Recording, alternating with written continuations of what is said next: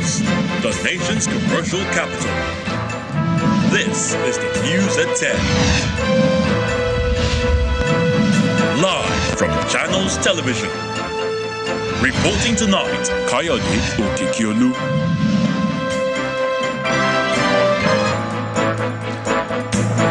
Hello and welcome. Tonight, the Inspector General of Police ramps up efforts in tackling crime in the country, inaugurates the Complaints Response Unit in Lagos for transparency and accountability.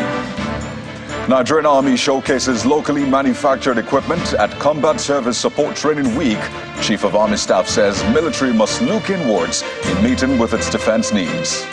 Minister of the FCT, Nyesom Wike, directs completion of the Abuja Light Rail project within 8 months as he inspects train stations in the nation's capital. And head of Russian private military outfit Wagner Group, Yevgeny Prigozhin, feared dead following a plane crash near Moscow. On business news tonight, Nigerian Exchange proposes dollar securities trading for companies amid forex crunch in the country. On sports news tonight, world record holder Toby Abusho wins H2 of the women's 100 meters hurdles semi-final with a time of 12.56 seconds to qualify for her third consecutive World Championships final. From Abuja, the nation's capital, tribunal reserves judgment in the petition by the PDP and Labour Party candidates against the election of former Ebonyi State Governor Dave Umahi as winner of the Ebonyi South senatorial seat.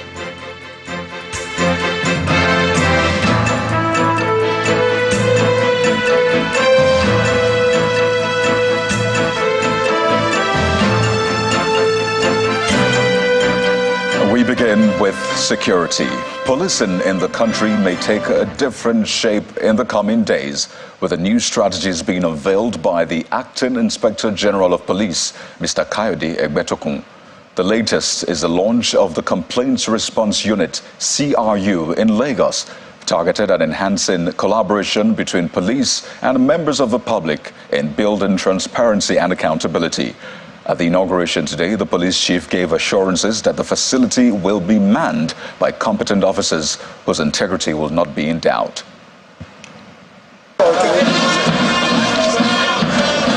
It's the maiden duty tour of the Lagos Command by the Acting Inspector General of Police, Kayode Egbetokun. The visit also attracts other senior police officers in other commands, senior members of the bar, civil society organizations, and security actors.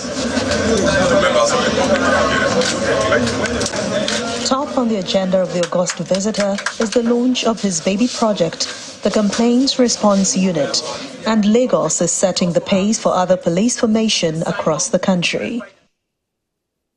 The Complaint Response Unit is being established not to witch hunt police officers, but to promote accountability in the police.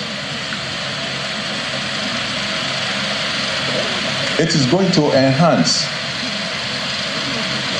police community collaboration and build confidence in the members of the public. We are always appealing to members of the public to cooperate with us, to give us information. We also have to show transparency to be able to get that cooperation from them. The new policing vision is about emplacing a professionally competent, service-driven, rule of law compliant, and people-friendly police force. The Commissioner of Police, Lagos Command, highlights the role of the unit in combating crimes in the state. Lagos State Police Command has taken the lead to establish the State Complaints Response Unit as a framework for promoting police citizens' accountability and as a center for the receipt of complaints on police officers' service inadequacies from the public. The center will coordinate the immediate response, facilitate the investigations and disciplinary processes where necessary, and render feedbacks to the citizens. This is followed by goodwill messages. The platform will enable police management to receive complaints directly from members of the public unerring police officers and take timely action. Recalling, investigating, and disciplining any officer found wanting, as well as providing feedback to members of the public on the internal measures taken to address their complaints and grievances, which will in no small measure promote accountability and transparency. The acting police chief completes his tour of Lagos Command with the commissioning of the newly built state-of-the-art hospital in Oduduwa, Ikeja, Lagos. Meanwhile, the launch of the unit provided an opportunity for human rights lawyer and senior advocate of Nigeria, Mr. Femi Falana, to ask the officers to familiarize themselves with the Police Act 2020, which, among other things, prescribes a 25-year jail term for any act of torture.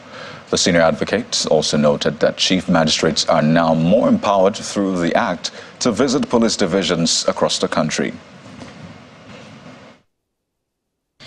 I want to warn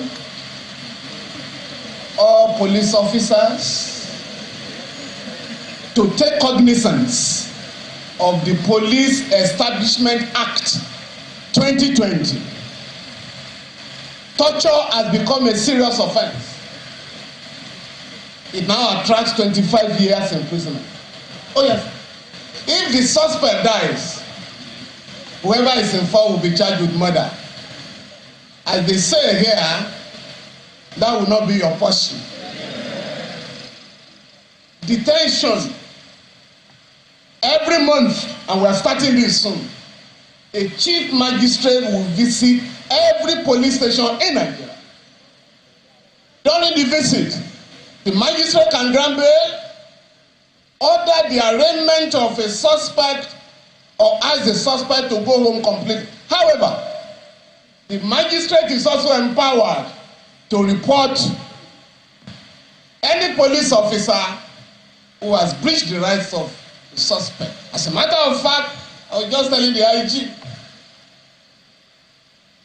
Section 60 of the Police Act, Establishment Act now says, every police station shall have a lawyer assigned to it to monitor human rights compliance.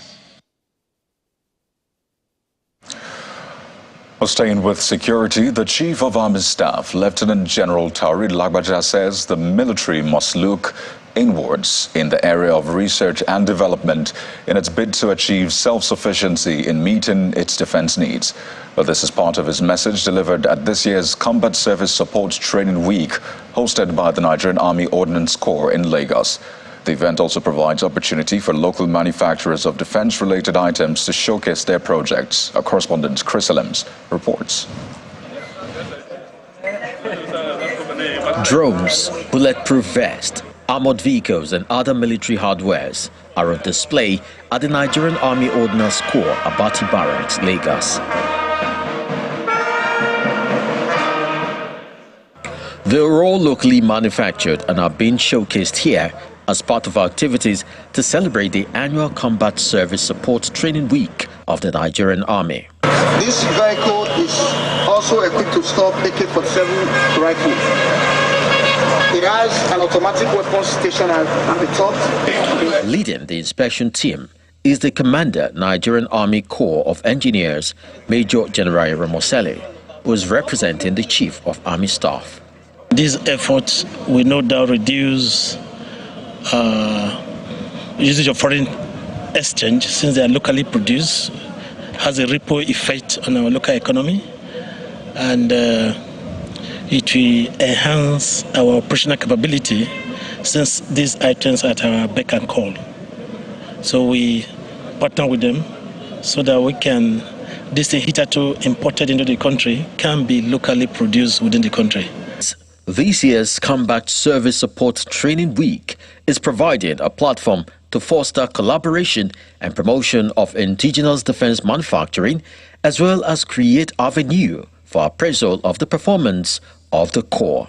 The Chief of Army Staff has continued to encourage Combat Service Support Corps in the areas of research and development towards the Nigerian Army's bid to achieve self-sufficiency in defense needs. In his goodwill message, the Lagos State Governor, represented by the Deputy Chief of Staff, acknowledges the challenges faced by the military and therefore views this as very timely.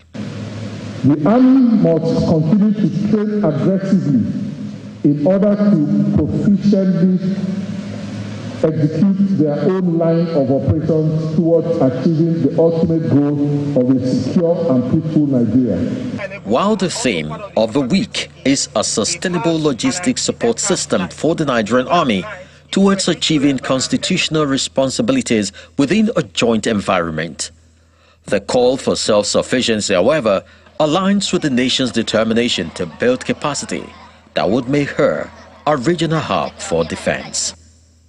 Chris Lems, Channels Television News. And much later after that, the Chief of Army Staff hosted the United Kingdom's Minister of Armed Forces and Veterans, James Heapy, who gave the British government's commitment to supporting Nigeria's military ambitions. This, he says, is part of efforts to build on old friendships and explore new avenues of growth between the armies of both countries. He was speaking at the Army headquarters in Abuja. It's been very clear to me that this is a part of the world in which the UK has many great friends, and where the UK's interests are shared by those friends. Nowhere is that more obvious than here in Nigeria, where the relationship between our armed forces, and particularly our armies, is incredibly close. The customs and traditions of the Nigerian army are almost identical to many of the customs traditions of the British army. Many Nigerian officers have trained or come to study with distinction in the UK, and over the last, over many years, but particularly over the last decade or so, the BMAT and Optaurus have been a fantastic vehicle through which to strengthen those ties. And so I come with a new government in Nigeria and new chiefs appointed to introduce myself, to establish new friendships, and to build on what has gone before. To invite you to be honest and candid with us about the things that we've been doing that perhaps you no longer care for, and the things that we haven't been doing, and that you would like us to do anew, because I think it's important to us that we don't, that what we're doing is the stuff that meets your ambition for your army, General, whilst it is under your command. In Enugu State, Governor Peter Mba appears to be matching words with action as he launches the pilot scheme of the state government's Distress Response Squad with the unveiling of patrol vehicles. This, he says, is a testament of his administration's commitment to tackling insecurity and growing the state's economy. Governor Mba made this remark when he received the new Commissioner of Police in the state, Kanayo Uzogbu, at the Government House in Enugu.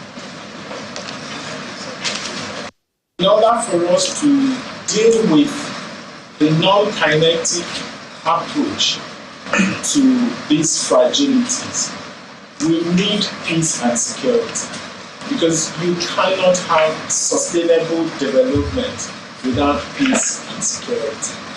So if we must address the unemployment, if we must address and eradicate poverty, we must enable a peaceful and a secure environment for these businesses to flow and for the investments to come. So security is critical. It's critical to everything, which is why if you look at our manifesto, it's the first item in our strategic program, peace and security. That we must guarantee, that we must ensure that exists. So we are indeed delighted that you have come with a similar mission. In part two, after the break, the leadership of the National Assembly promises to ensure gender equity in its legislative activities. But that's in a moment. Stay with us.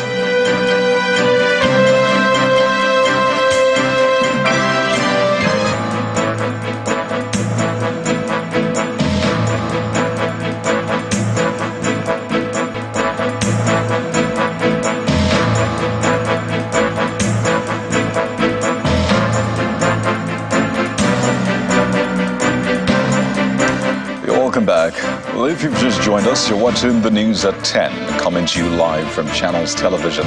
A reminder of our top stories. The Inspector General of Police ramps up efforts in tackling crime in the country, inaugurates the Complaints Response Unit in Lagos for transparency and accountability. Nigerian Army showcases locally manufactured equipment at Combat Service Support Training Week. Chief of Army Staff says military must look inwards in meeting its defense needs. Minister of the FCT, Nyesom Wike, directs completion of the Abuja Light Rail project within 8 months as he inspects train stations in the nation's capital. And head of Russian private military outfit Wagner Group, Yevgeny Prigozhin, feared dead following a plane crash near Moscow.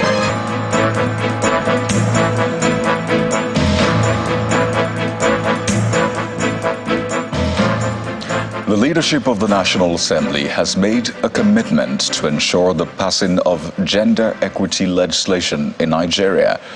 President of the Senate and the representative of the Speaker of the House of Representatives made this promise at the International Conference on Women in Governance in Abuja. The conversation around women involvement in government has been ongoing for a while in different fora. However, the National Institute for Legislative and Democratic Studies, NILS, has convened this international conference in Abuja to address the challenges which have caused the declining rate of women in government in Nigeria. To set the tone for the conference, the Director General, NILS, Professor Abubakar Suleiman, highlights the low number of women in governance.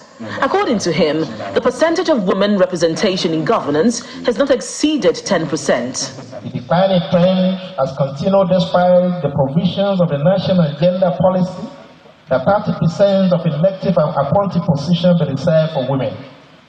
Numerous other official documents and statements of government and political parties set normative and policy framework for achieving gender inclusivity and equality. The Minister of State for Labour and Employment, Vinkiruka Onyejocha, as well as the wife of the former governor of Ekiti State, Mrs. Bisi Fayemi, pointed out what they see as the challenges to women representation and appeal to the leadership of the National Assembly to revisit the gender bills that failed to pass in the 9th Assembly. I believe that before first half of this present 10th Assembly, that will have legislation on how to increase the number of women in parliament and in governance. In order to address the current predicament we are in, we need to be prepared to look at the root causes of where we are and not focus on the symptoms.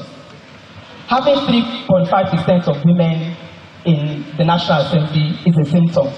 The issue of gender disparity in Nigeria has been a recurring topic. According to the Gender Development Index, Nigeria's gender statistics as of 2019 stood at 0.88%, indicating underrepresentation of women in Nigeria. The leadership of the National Assembly is not happy about this statistic and commits to promoting gender equity in Nigeria. Let me assure Nigerians, and particularly women,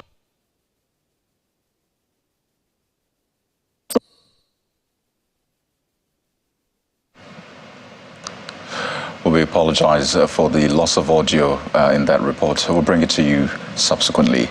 Well, let's talk infrastructure now. If you're one of those who have looked forward to using the Abuja Light Rail for commuting in the nation's capital, then you may no longer have to wait for too long. That's because the Minister of FCT, Mr. Nyesom Wike, has directed the completion of rail rehabilitation within 8 months.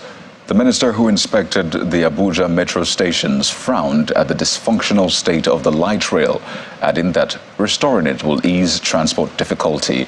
Our correspondent Gloria Mezoke reports. Less than 48 hours after the newly sworn-in Minister of the FCT, Mr. Nyesom Wike, vowed to restore the Abuja Master Plan, he embarked on his first assignment outside the confines of his office, heading straight to inspect the Abuja Light Rail system. At the main terminal of the metro station, Mr. Wike, who is flanked by his Minister of State and other officials, addresses the contractors, questioning the quality of work. Mr. Ponsek, as I came in, I told you talk about vandalization. Why would the place not be vandalized? I was just asking you. You are doing the fencing. The fencing is not completed. So it is easy for people to come in from there. And these are the things I spotted as I came in. I worked with her. How can you allow this perimeter fencing not to be completed? If it was completed, how would people come in to vandalize? And I've also told CCE, you should give her the best quality we want. Proceeding on the tour, the minister took the train ride from the metro station through the Idu station and then to the airport station. The rails, originally developed in 6 phases, were funded with loans from the China Exim Bank. After the vandalization, the FCT administration awarded in May 2023 a fresh 5 billion naira contract to rehabilitate damaged portions of the rail line within 12 months. The Abuja Light Rail, commissioned at the metro station, opened for business in 2018 and operated for about 2 years before the service folded up. The money for the rehabilitation is there. As we go back, I've already directed the permanent secretary to make sure that the contractor is paid, and then we'll be discussing on the issue of operational costs.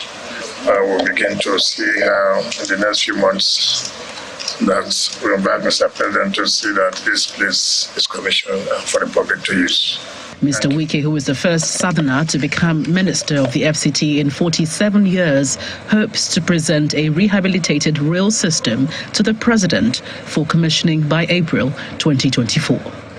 From Abuja, Gloria Umezuke, Channels Television News. Well, Gloria is not done just yet. After that test train ride, she brings us more stories on the news at 10 from our Abuja studio. Good evening, Gloria.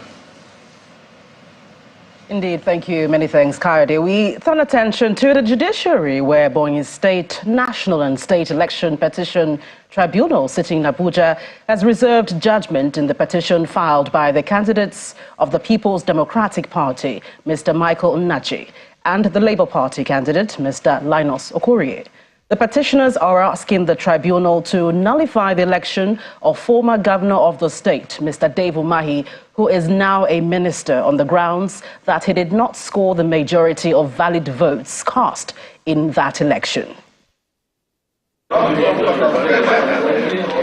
It is the final stage before judgment will be given at the Ebonyi State National and State Election Petition Tribunal as parties adopt their written addresses. Candidates of the People's Democratic Party, Michael Nnachi, and that of the Labour Party, Linus Okorie, are challenging the declaration of Senator Dave Umahi, who was the candidate of the APC, as winner of that election. The petitioners are challenging the declaration of the former governor as the winner of the Ebonyi South senatorial election on the following grounds. 1, that the APC candidate did not secure the majority of valid votes. 2, that there was overvoting in some polling units. 3, that the number of collected PVCs in areas where elections were cancelled outnumbers the margin of win in the results declared by INEC. Senator David Umahi, now a minister, is not in the first place qualified to contest that election because he did not go through all the processes, all the electionary processes. The second ground was that there are non-compliance with the Electoral Act. Now, the point we're making is that if you look at the margin of the lead between the person who purportedly won that election and the first runner-up, you find out that the margin of the lead is just about 2,800 votes, 2,800 something votes. But the number of registered voters and persons who collected their PVCs in the various polling units where elections did not take place or were cancelled is more than 13,000. So the election was clearly inconclusive, and clearly INEC admitted in tendered documents to show that the election was inconclusive. However, counsel to the former governor disagrees.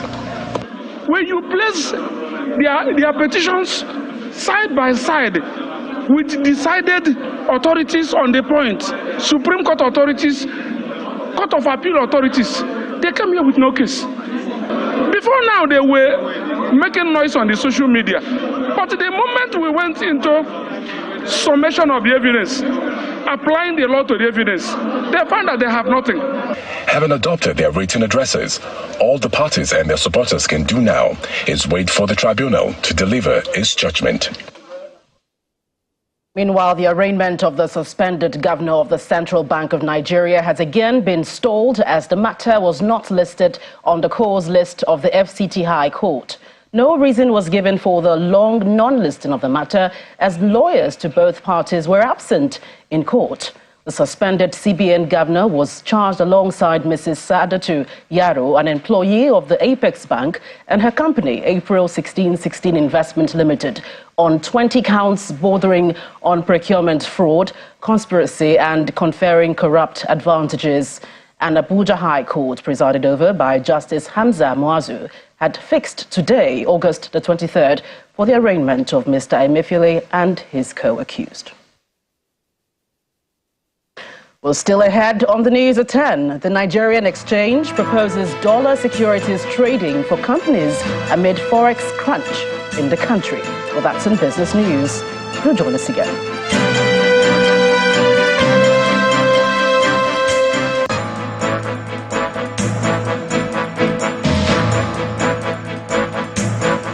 Welcome back. You're still watching the news at 10, coming to you live on Channels Television. Now, much of the negative perception about Nigeria derive from information heard by foreigners about how Nigerians conduct themselves in and outside the country. Now, this is according to the Minister of Information and National Orientation, Mr. Mohammed Idris, who is pledging to prioritize value reorientation in the country, especially among youths. He stated this while playing host to national officers of the Nigerian Institute of Public Relations, NIPR, in Abuja. We will try as much as possible to be very truthful to Nigerians, to be transparent in our dealings, and to be accountable, because that is the message that I got from Mr. President when he sent me here. I will repeat again that this ministry will be a renewed ministry, a very transparent ministry that will manage the affairs of information and national orientation for this country. And I've also received this briefing from Mr. President that we should put national reorientation at the core of our affairs. It's not just about disseminating information, but all of you will agree with me that Nigeria requires so much of reorientation to reset our nation so that together we will all build the country that we all desire. Mr. President has said it severally since he assumed office, that Nigeria is our country, and there is no north, there is no south, but there is Nigeria. All of us, those in this industry and those in other sectors, have to join hands together for the benefit of our people.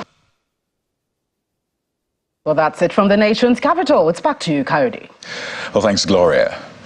But to some company news now. Worthy partners.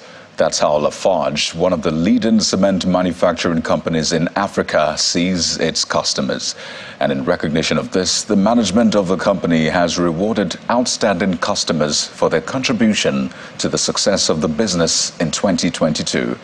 The Chief Executive Officer of Lafarge Africa, Lulu Alade Akinyemi, who was speaking at the event in Lagos, reaffirmed the company's commitment to providing value-added products and services in building and construction industry in Nigeria.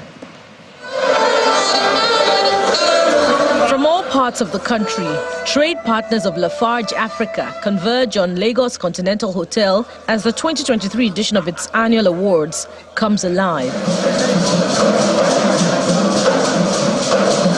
Music and stage performances make it an evening of entertainment and celebration for those who added value to the Lafarge brand in 2022. Appreciating its partners, the Chief Executive Officer of Lafarge Africa reaffirms the company's commitment to continue to accelerate its customers for growth. You have all been invaluable partners to us, and thank you for the level of your commitment and your dedication.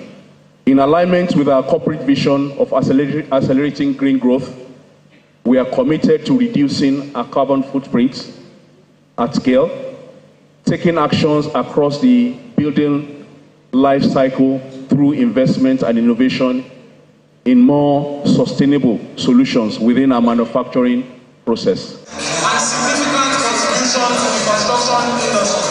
And so the awards rolling. Distributors across 4 regions, the North, Lagos, West and the East, are recognized and awarded in various categories covering volume of sales of the company's products, distribution network, consistency and innovation, among others.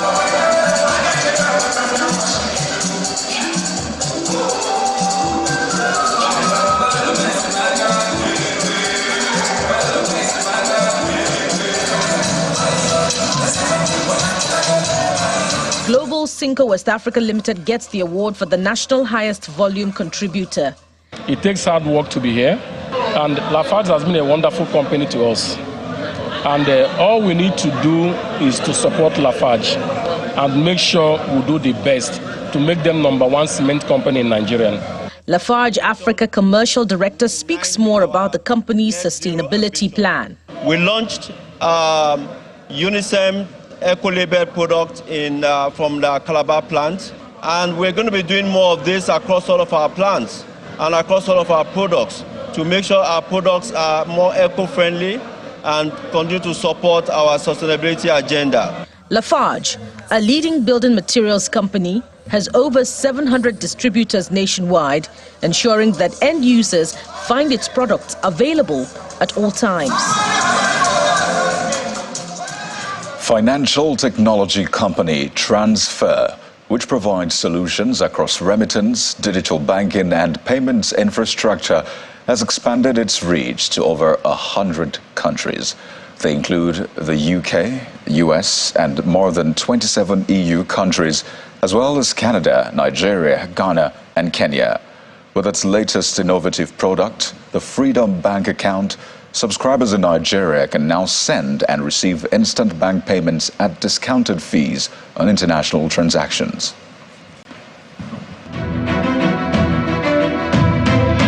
UK-based financial technology company Transfer, operators of the Freedom Bank Account, is touring Africa, where many of its operations are based. Just a few days ago, the Transfer team was in Accra, Ghana, to meet with customers and subscribers. Its latest stop is Lagos, Nigeria's commercial center, as it embarks on a mission to make international money transfer simple and fast. We started with Nigeria, Ghana and Kenya, and we're pleased to announce we're available now in over 100 countries. The Chief Financial Officer, Dr. Olusiji Sonya, alongside the CEO, Ryan Romeo, remind existing customers about the benefits of opening a Freedom Bank account while promoting same to those yet to join the Freedom Party. There'll be a fixed fee per transaction in and out of 50 pence, which is relatively negligible relative to what's available currently in the market. Virtual card, which she just mentioned, for people to be able to make purchases online to international merchants. There will also be an introduction of physical cards as well. We are opening a business access point, i.e. allowing businesses, enterprises to have a Freedom Bank account that is suitable for companies, also subscription-based. But then we know that when a business has a GBP account, they might basically want to do transactions in different currencies. So we also give them an FX conversion capability. Then insists that the Freedom Bank account by Transfer holds significant potential to empower businesses and investors alike. We've basically opened up the enterprise side of this product. So transfer as a service, banking as a service, remittance as a service. All deposits are present in the account at all times. There's no sort of intermediary use. Your deposits are not taken or reinvested, for instance. They are kept present. Obviously, I mentioned the insurance scheme, which covers your deposits up to 80 to 85,000 pounds. We have various sorts of card frequency testing, for example, to ensure that the actual system is secure and cannot be tampered with going forward. Transfar says it remains committed to connecting every part of the world through seamless payments and banking services using innovative, disruptive, and revolutionary financial technology. And for more business stories on the news at 10, here's Anne Owawado. Banking so easy, so simple. Dial *894# now to experience it. You first, First Bank.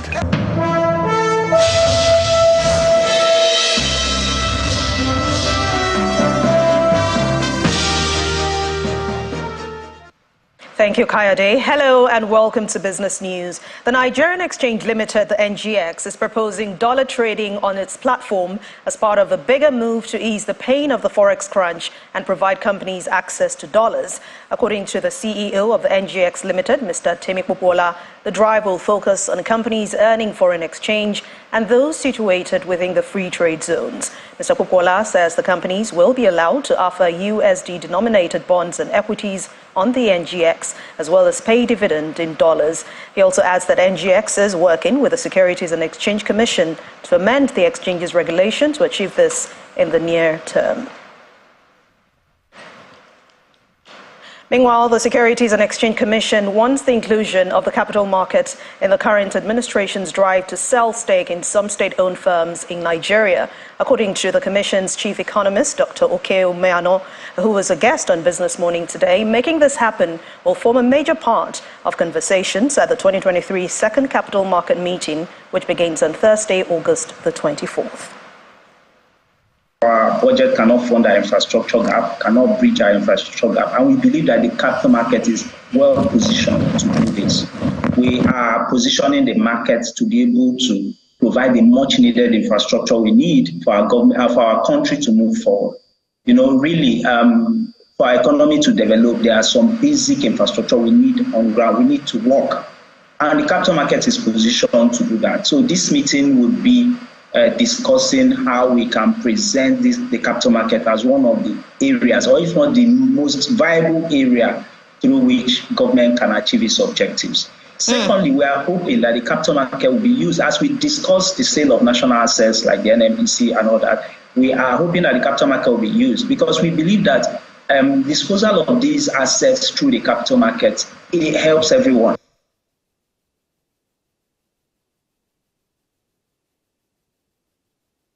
Let's head to the equities market now. We continue the positive move today, and investors' interest in Dangote Sugar and Transcorp came higher. Will Libong has the details.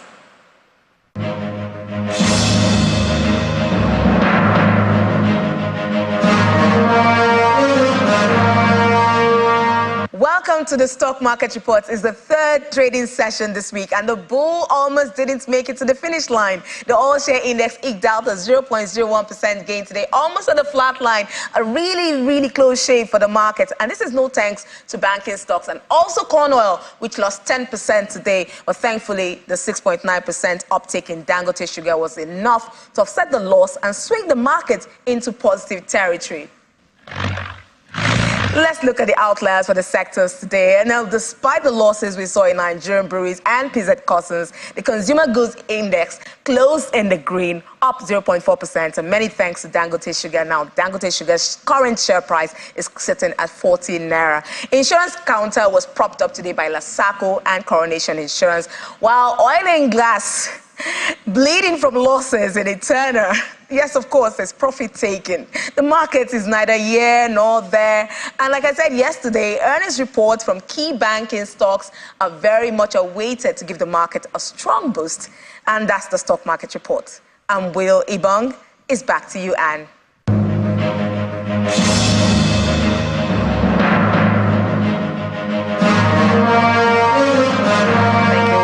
Let's take a look at closing numbers for other major markets around the world.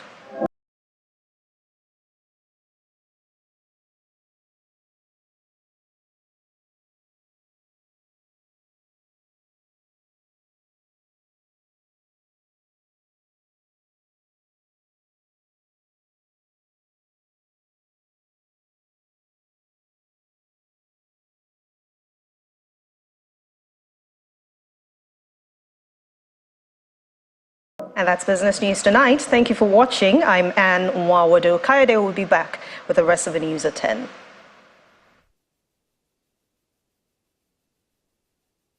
Banking so easy, so simple. Dial star 894 hash now to experience it. You first, First Bank.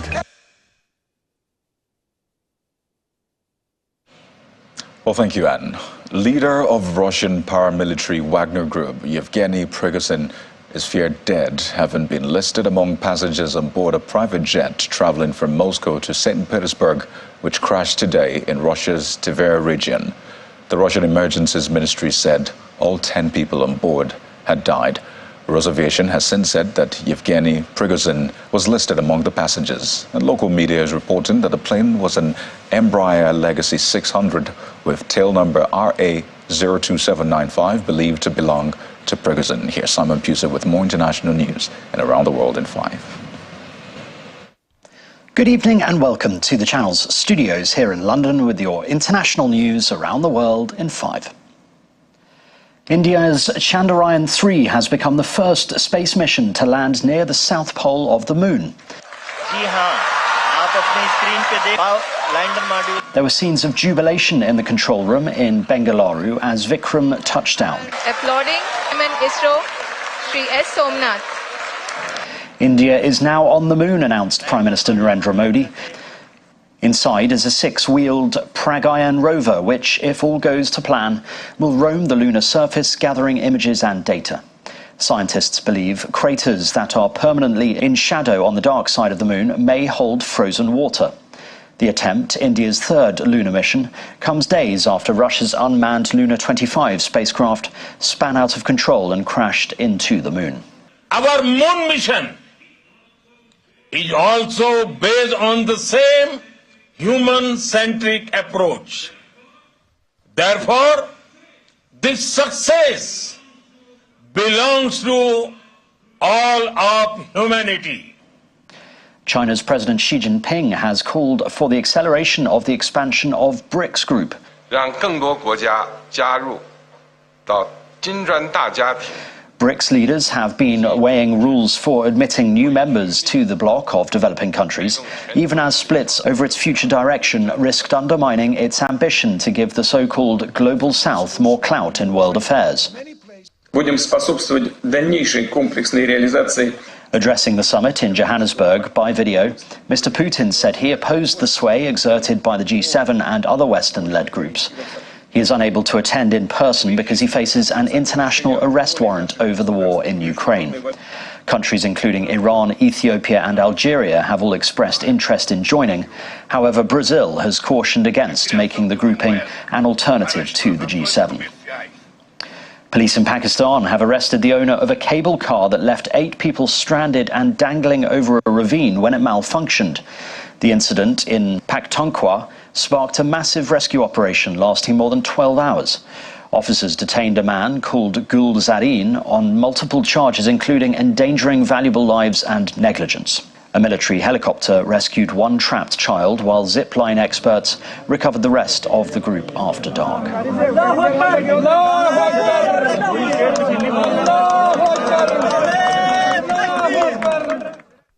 Fires that have claimed 20 lives in Greece are still burning out of control in foothills near Athens and the Evros region near the border with Turkey.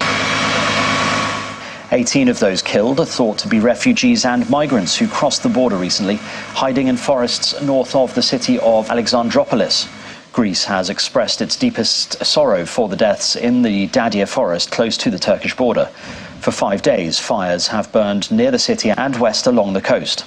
Firefighters are also trying to stop a fire spreading from the slopes of Mount Parnitha to the northwest of Athens. One of Russia's leading military figures, General Sergei Surovkin, has reportedly lost his job as Air Force chief after weeks of speculation about his disappearance from public view. RIA Novosti agency said he had been relieved of his post, citing a source. For several months, General Surovkin was in charge of Russia's full-scale invasion of Ukraine, but he has not been seen since the Wagner mutiny in June. Observers believe his removal dates back to the start of that rebellion. A massive pillar of smoke and fire has been seen burning outside an office in Tianjin in China after the building's wall caught fire. The Tianjin Fire Department said that 284 firefighters and 62 fire engines were deployed from 23 fire stations after it was alerted to the fire at Xintiandi building on Nanjing Road. There were no trapped persons or casualties reported. And a rare spotless giraffe has wowed Bright's Zoo in Tennessee. The zoo believes the reticulated giraffe calf is a one-of-a-kind specimen, since these animals are rarely born without their characteristic spot pattern. According to local media, the last known recorded spotless giraffe was born in a zoo in Japan in 1972. And that's your international news around the world in 5. Now back to the channel's studios in Lagos.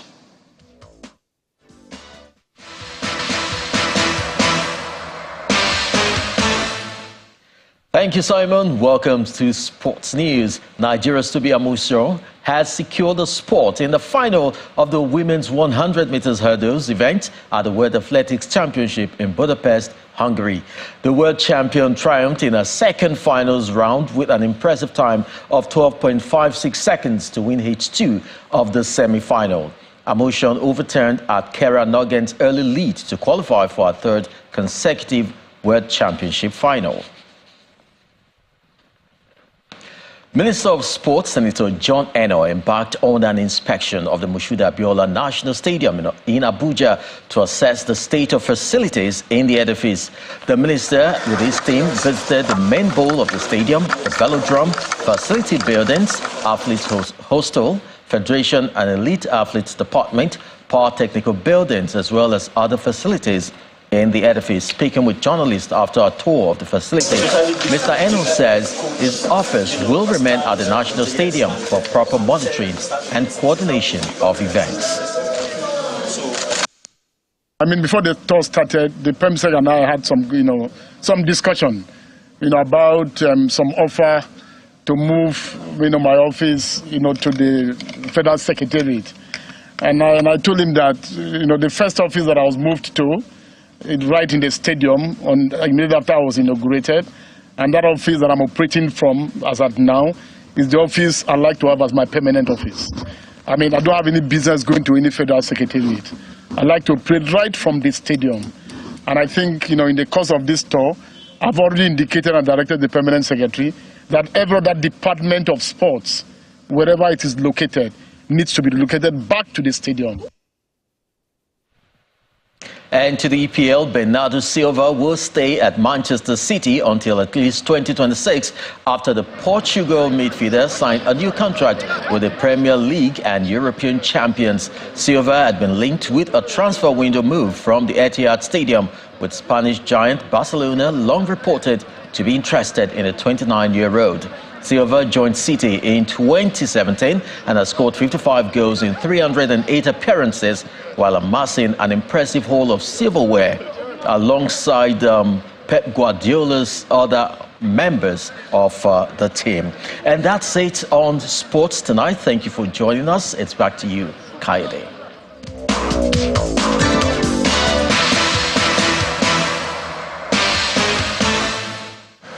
Well, thank you, Chris. And the main news again.